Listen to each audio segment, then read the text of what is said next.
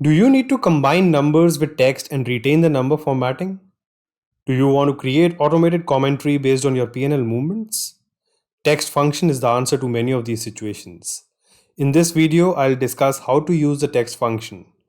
Watch part 2 of this video for automated commentary using text and concatenate. Hello everyone, you are watching a Sip and Learn video and I'm Himanshu Nasa. Let's begin with understanding the use of text function. Here you see 4 different types of data that I want to combine with this text. I have already put a concatenate function over here combining the text with the data. And here you would notice, even though this data is actually formatted in the desired format, this formatting is not carried forward when I used it in the concatenate function. We can use the text function to get the desired formatting in this situation. The text function takes in 2 arguments. The first argument is the value which we want to format. The second argument is the formatting string, which will define how we want to see this string when combined with a text. Let's use it in these examples to understand this better. I'll use text function with the data point as my first argument and the formatting string that defines how I want to see this as the second argument. If I want to see this as a comma separated without decimal value, I'll have to provide the relevant formatting string for that. Now you see this is formatted. However, right now you may not notice any difference between the data point in C8 and the data point in F8. Now let me show you the difference. I'll remove the formatting from this number here. So right now this is not formatted, but you will notice that this one is still formatted. Let's move forward and see how this comes up when I concatenate this with some text. I'll use the concatenate function to concatenate this with the text in column B along with this. And now you see the number is formatted in this combination with the text as well, which was not the case in the first scenario. Now let's use it to format a percentage number.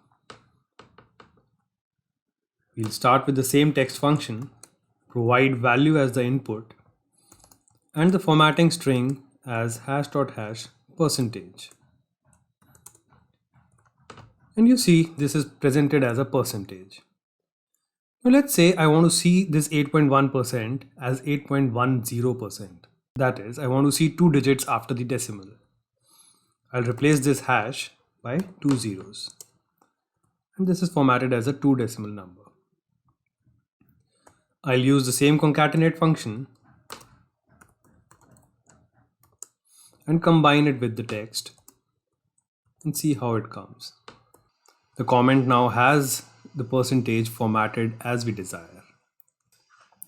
Moving to the date value, I'll again use the same text function, provide this as the value, and in formatting, I'll say MMDDYY to present it as a date in this format.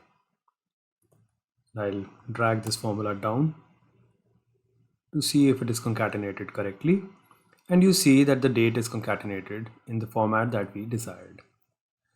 Now with the date function, we actually can use many more different types of formatting. Let's say I want to see this as October 2020 instead of DDMMYY. For that, to see the whole word October, I'll have to present this as 4 times M and the year. And you see I get the full October 2020 without a day specified. You can play around with this as desired. In the next example, we'll format this as a dollar value.